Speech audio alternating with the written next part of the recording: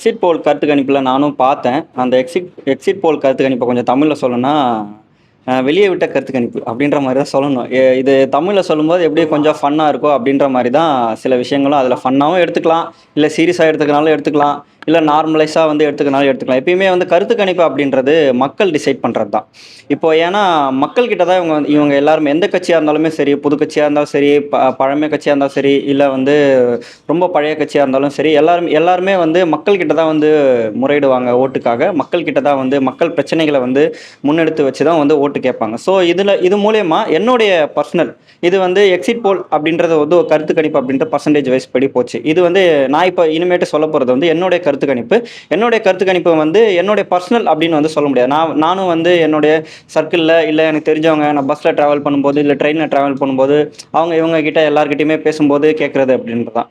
இதுல ஃபர்ஸ்ட்டு 4 கட்சி அப்படின்றத வச்சுப்போம். என்டிகே, அப்புறம் ஏடிஎம்கே, அப்புறம் வந்து டிஎம்கே, அப்புறம் வந்து டிவிகே.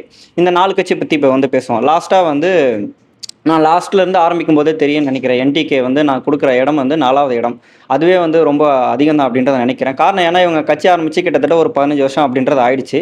இவங்கள்ல யாருமே வந்து ஜெயிக்கவும் மாட்டாங்க. அவங்க கட்சியில யாரையும் ஜெயிக்க விடவும் மாட்டாங்க. இது வந்து 2 பேர் வந்து பண்ணிக்கிட்டே இருப்பாங்க. யாருன்னா சீமான் அவர்களும், அப்புறம் வந்து சாட்டை துரைமுருகன் அவர்களும். அதுவும் சாட்டை துரைமுருகன் அவர்கள வந்து எஸ்பெஷலி சொல்லணும்னா, அவர் வந்து யூடியூப் சேனல்ல உட்காந்துட்டு ஆபாச பேச்சாளர்கள் அப்படின்ட்டு அவருக்கு வந்து டாபிக்கே வந்து குடுக்கலாம். தமிழ்நாட்டின் தலைசிறந்த ஆபாச பேச்சாளர்களுள் டாப் 5 லிஸ்ட் வந்துன்னா சாட்டை துரைமுருகன் அப்படின்றது. அந்த கட்சியை மேற்கொண்டு கெடுக்கிறதும் வந்து சாட்டை துரைமுருகன் தான். அதாவது சில விஷயங்கள் வந்து சொல்லுவாங்க. அந்த விஷயத்த அது பாட்டு விட்டா அதுவா வந்து வளரும். கிட்டத்தட்ட சொல்லணும்னா ஒரு மரம் மாரி. அந்த மரத்த வந்து நீங்க ஒரு கட்டத்துக்கு மேல நீங்க வளர்த்து விட்டீங்க அப்படின்னா வந்து அந்த மரத்த வந்து அதுவே பார்த்துக்கும்.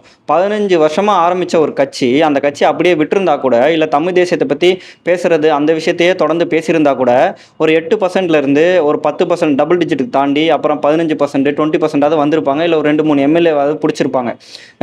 சட்டமன்றத்தில் போயிட்டு அரசியலாவது பேசியிருக்கலாம். ஆனா இவங்க வந்து அந்த விஷயத்துல வந்து தெளிவா இருக்காங்க. சட்டமன்றத்துக்குள்ள என்ட்ரி ஆனா ஒரு எம்எல்ஏ சீட்டாவது என்டிகே கட்சியிலேருந்து எம்எல்ஏ ஆனா அரசியல் பேசணும். அது வந்து இங்க நிறைய பேர் வந்து யோசிக்கிறது இல்ல. சட்டமன்றத்துக்குள்ள அரசியல் பேசினா மற்ற எல்லா கட்சிகளும் நம்மளை கலாய்ப்பாங்க. அப்போ நம்ம இவ்வளவு நாள் வந்து வடை சுட்டுட்டு இருந்தது, மெதுவடை, பருப்பு வடை, உளுந்த வடை எல்லாமே வந்து மக்களுக்கு இன்னும் வந்து தெரிய வரும். அப்போ அதனால என்ன பண்ணுவோம், இதுக்கு முன்னாடி யாரெல்லாம் வந்து இறந்து போயிருக்காங்க, இதுக்கு முன்னாடி அவர் வந்து இறந்ததுலேருந்து யாரு கட்சி ஆரம்பிச்சதுன்னு பார்த்தா கேப்டன் பிரபாகரன் அவர்கள். அவர்கிட்ட அவர் இறந்து போயிட்டார். திடீர்னு வந்து நின்றுட்டு இவர் வந்து என்கிட்ட வரவே இல்லை, ஆமக்கறிலாம் அவர் சாப்பிடவே இல்லை, ஆமை எப்படி இருக்குன்னு கூட தெரியாது, சும்மா வந்து ஜூல தான் போய் பார்த்துருப்பாரு, தொட்டு கூட பார்த்ததில்ல அப்படின்ற மாதிரி எந்திரிச்சு வந்து பேச போறாரு அப்படின்ற ஒரு தைரியத்தில் வந்து வாயில் வடை சுட்டுட்டு இருக்காரு. அதுக்கப்புறம் இதுக்கு முன்னாடி யாரெல்லாம் இறந்து போனாங்களோ, இதுக்கப்புறமும் கடைசி நிமிடங்கள் யார் எண்ணிக்கொண்டு இன்னும் ஒரு 5 வருஷத்துலேயோ 10 வருஷத்துல யாரெல்லாம் இறக்க போறாங்களோ இன்னும் அவரையும் சேர்த்து வச்சு தான் பேசிட்டு இருப்பாங்க. ஸோ இதுதான் அவங்களுடைய பொழப்பாகவே வந்து ஓடிக்கிட்டு இருக்கு. இந்த எலெக்ஷனில் 2024 மே 4 அன்னைக்கு ரிசல்ட்டில் வந்து என்டிகே கட்சி வந்து 1% வாக்குகள் டோட்டலாகவே வாங்குறதே வந்து பெரிய விஷயம் அப்படின்றது வந்து நான் என்னுடைய சர்க்கிள்லையும் சரி, இது என்னுடைய பர்சனல் மைண்ட் செட்லையும் சரி, இது வந்து என்டிகே கட்சிக்கு நான் கொடுக்குற பாயிண்ட் 1% அதிகம். இப்போ வந்து ஏடிஎம்கே கட்சி அப்படின்றது வருவோம். ஏடிஎம்கே கட்சி அப்படின்றது தனிச்சையாக நின்று இருந்தால் கூட அவங்க வந்து ஒரு என்னன்னு சொல்கிறது, ஒரு ஒரு ஒரு நல்ல ஒரு இடத்த பிடிப்பாங்க. இல்லை ஒரு எதிர்கட்சி, இல்லை ஒரு ஆளும் கட்சி அப்படின்றத ஒரு வந்து இடத்துக்கு வந்து மூவ் ஆன் ஆகுற மாதிரி வந்து போயிருக்கலாம். பட் இவங்க வந்து ஆல்ரெடி 2021 இவங்க பிஜேபி கூட கூட்டணி வச்சாங்க. கூட்டணி வச்சதுனால அவங்க வந்து தோற்று போனாங்க அப்படின்னா வந்து ரொம்ப பர்சன்ட்லாம் வந்து குறைச்சில்ல. டிஎம்கே விட ஒரு 3% குறைச்சல் தான். இருந்தாலும் வந்து அவங்க வந்து ஆட்சியை பிடிக்கல. ஏன்னா அவங்க வந்து பிஜேபி கூட கூட்டணி வச்சதுனால தமிழ்நாட்டில் வந்து பிஜேபி அப்படின்ற ஒரு மைண்ட் செட் வந்து இங்கே வந்து ஏற்றுக்க மாட்டாங்க. காரணம் ஏன்னா அவங்க வந்து மதத்தை வச்சியும் ஜாதியை வச்சியும் அவங்க வந்து அரசியல் பண்ணுறவங்க. என்னதான் வந்து உருட்டு அப்படி இப்படி சாக்கு போக்கு அப்படி இப்படின்னு சொன்னாலும் நம்ம எல்லாருமே வந்து பார்த்துட்டு இருக்கோம். எல்லாமே நியூஸ் சேனல்ஸில் இருந்தாலும் சரி, இல்லை வடநாட்டில் இருந்து நம்ம இந்தியாவிலே வடநாட்டில் இருந்து அங்கேருந்து இங்கே பஞ்சம் பிழைக்க வந்தவங்களா இருந்தாலும் சரி, அவங்களோட மைண்ட் செட்லாம் எப்படி இருக்குது அப்படின்றத நம்ம பார்க்குறோம். பெரும்பாலான அதாவது தமிழ்நாட்டை தாண்டி பிஜேபி வந்து வட மாநிலத்திலும் சரி, இந்தியாவிலும் சரி, பெரும்பாலான அவங்க தான் வந்து ஆட்சி பிடிச்சிருக்காங்க. அப்படி இருக்கிற பட்சத்தில் அவங்க ஆட்சி பிடிச்சதெல்லாம் மிகப்பெரிய அறிவாளிகளாக இருந்திருக்கணும். ஆனால் அவங்க எல்லாமே நம்மக்கிட்ட வந்து படம் எடுத்துக்கிட்டு நம்மக்கிட்ட வந்து அறிவை வந்து கற்றுக்கிட்டு இருக்காங்க. ஸோ இந்த லட்சணத்திலேயே வந்து தெரியுது அவங்களுடைய ஆட்சி லட்சணம் அப்படின்றது.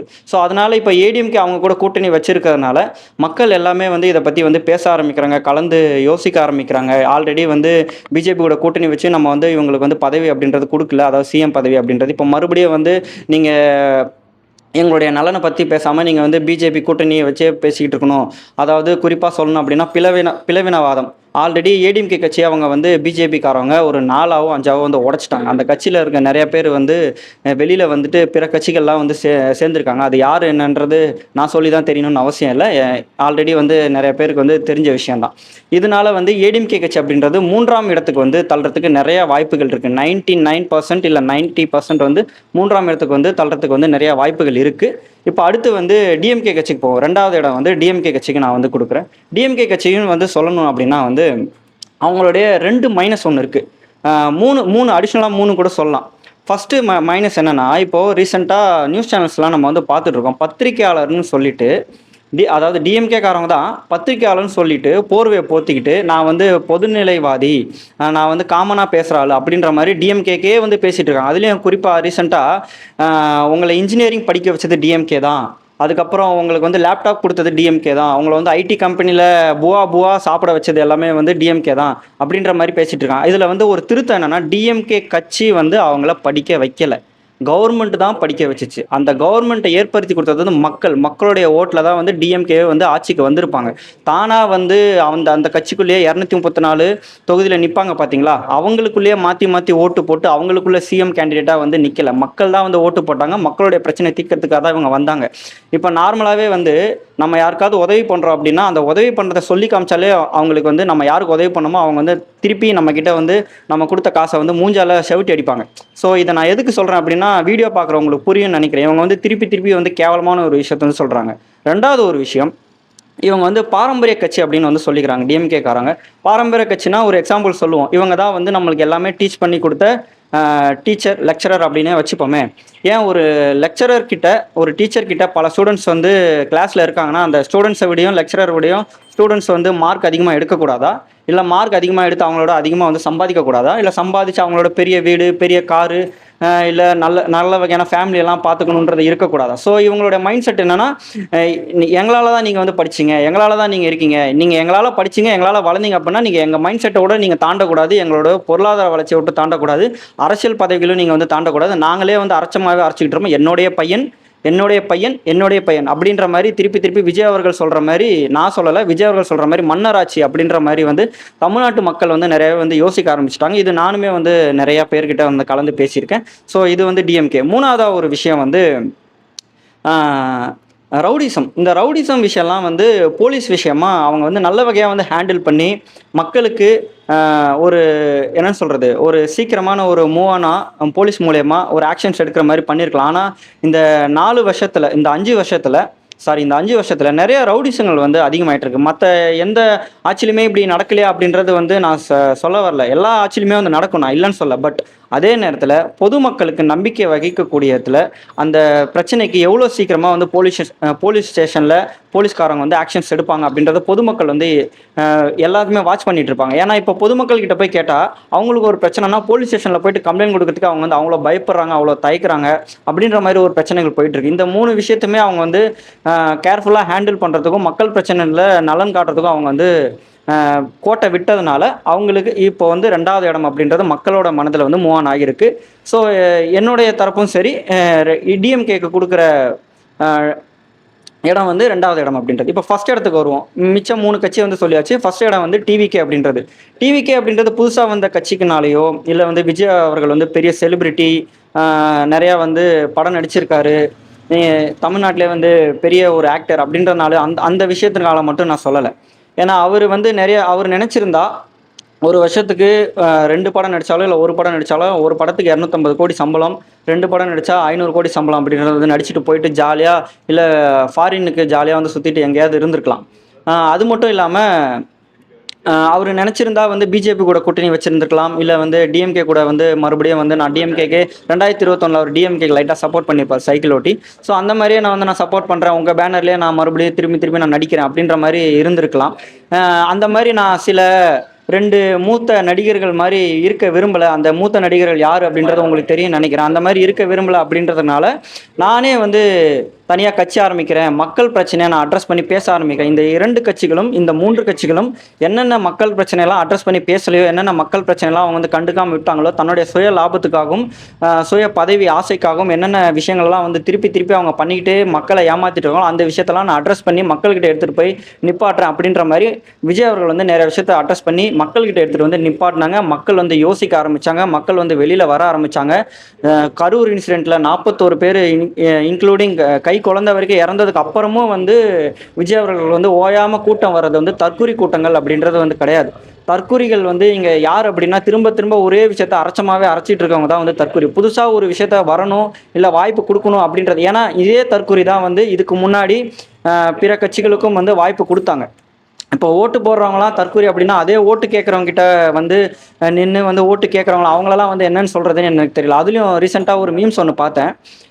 ஒரே ஒரு வாய்ப்பு கொடுங்க அப்படின்னு கேட்குறவங்களுக்கு தற்கூரியாம். அதே எலெக்ஷனுக்கு வந்து 1000 2000 காசை வாரி இறைக்கிறது, இஷ்டத்துக்கு வந்து பொய்லாம் வந்து பொய் மூட்டையாக வந்து அள்ளி விடுறது, இவங்கெல்லாம் வந்து மேதாவிகளாம், முற்போக்குவாதிகளாம். இது வந்து உங்களை யோசிக்க வைக்கணுன்றதுக்காக நான் சொன்னேன். நீங்களும் பார்த்துருப்பீங்க இந்த ஒரு மீம்ஸை. ஸோ இது என்னுடைய வந்து கணிப்பு. ஃபர்ஸ்ட் பிளேஸ் வந்து நான் வந்து டிவிகே அப்படின்றது ஒரு விஷயத்துக்கு வந்து கொடுப்பேன். இதில் இப்போ வந்து பர்சன்டேஜ் அப்படின்றது போவோம். என்னுடைய பர்சனலாக நான் சொல்கிறது என்னென்னா, டிவிகே வந்து ஒரு 140லேருந்து 180 தொகுதி அப்படின்றத பிடிப்பாங்க அப்படின்றத நான் பார்க்குறேன். இதுக்கு அதிகமாகவும் போகலாம், இல்லை குறைச்சலாகவும் போகலாம். சப்போஸ் அவங்க குறைச்சலாக ஆட்சி பிடிக்காமல் போனாங்கன்னா அவங்க இன்னுமே மேற்கொண்டு உழைக்கணும் அப்படின்றது வந்து என்னுடைய வேண்டுகோள். அப்புறம் 2வது விஷயம் வந்து டிஎம்கே அவங்க எவ்வளோ தொகுதிகள் பிடிப்பாங்கன்னா, ஒரு 60 ஒரு 70க்குள்ளே பிடிப்பாங்க அப்படின்றத நான் நினைக்கிறேன். ஏன்னா வந்து நான் இப்போ சொன்னதிலே தெரியும்னு நினைக்கிறேன். மக்கள் விஷயத்தில், மக்கள் பிரச்சனையில் வந்து அவங்க நிறையா தலையிடாமல் சொந்த குடும்பத்துக்காகவும் சொந்த பதவிக்காகவும் நிறைய விஷயத்தில் வந்து தேவையில்லாமல் அட்ரஸ் பண்ணி எடுத்துகிட்டு போனதுனால மக்கள் வந்து கொஞ்சம் அதிருப்தியில் இருக்காங்க அப்படின்றது. இது வந்து டிஎம்கேக்கு. 3வதாக வந்து ஏடிஎம்கேக்கு சொல்லணும்னா, ஏடிஎம்கே வந்து ஒரு 30 சீட்லேருந்து 40 சீட் அப்படின்றது. இந்த 30 சீட் 40 சீட்டு ஏன்னா அவங்க வந்து திரும்பி பிஜேபி கூட போய் கூட்டணி வச்சதுக்காகவும், மக்கள் பிரச்சனையை ஒழுங்காக அட்ரஸ் பண்ணாமல் அவங்க கூட்டணிக்காகவே வந்து ஒன்று சேர்ந்து சும்மா எலெக்ஷனில் நிற்கிற மாதிரி அப்படின்றது இருக்குது. ஏன்னா அம்மையார் ஜெயலலிதா அவங்க வந்து சொல்லியிருப்பாங்க, இனி எக்கார கொண்டும் நான் வந்து பிஜேபியுடன் கூட்டணி வைக்க மாட்டேன் அப்படின்றது வந்து அம்மையார் ஜெயலலிதாவே அவங்க வந்து சொல்லியிருப்பாங்க. ஸோ அப்படின்ற பட்சத்தில் எடப்பாடி ஐயா அவர்கள் வந்து பிஜேபி கூட கூட்டணி வச்சது வந்து இந்த May 4 அன்னைக்கு வந்து ரிசல்ட் தெரிஞ்சிடும்னு நினைக்கிறேன். 4வதாக வந்து ஒரு கட்சி இருக்குது. அந்த கட்சி வந்து என்னன்னு சொல்கிறது, அடிக்கிற வேலுக்கு பெரிய முட்டையாக தான் வாங்குவாங்க. அந்த முட்டை சீக்கிரமாக வெந்தாலும் வந்து ஆச்சரியப்படுறதுக்கு இல்லை. ஒரு சீட்டும் வாங்க மாட்டாங்க. அந்த ஒரு சீட்டும் வாங்க முடியாமல் பார்த்துக்கிறதும் வந்து சீமான் அவர்களே வந்து பார்த்துப்பாரு. இந்த ஒரு கட்சியை தவிர்த்துட்டு மீதி இருக்கிற 3 கட்சியில் யார் வந்தாலும் சரி அவங்களுக்கு என்னுடைய வாழ்த்துக்கள். இவங்க தான் வரணும், அவங்க தான் வரணும் அப்படின்றத நான் வந்து பர்சனலாக வந்து நான் கரைச்சி கொட்ட விரும்பல. யாரும் வந்தாலும் சரி அவங்களுக்கு வந்து என்னுடைய வாழ்த்துக்கள். யாராவது உழைச்சி வர முடியல அப்படின்னா இன்னும் மேற்கொண்டு நிறையா உழைக்கணும் அப்படின்றத என்னுடைய வேண்டுகோள். தேங்க்யூ.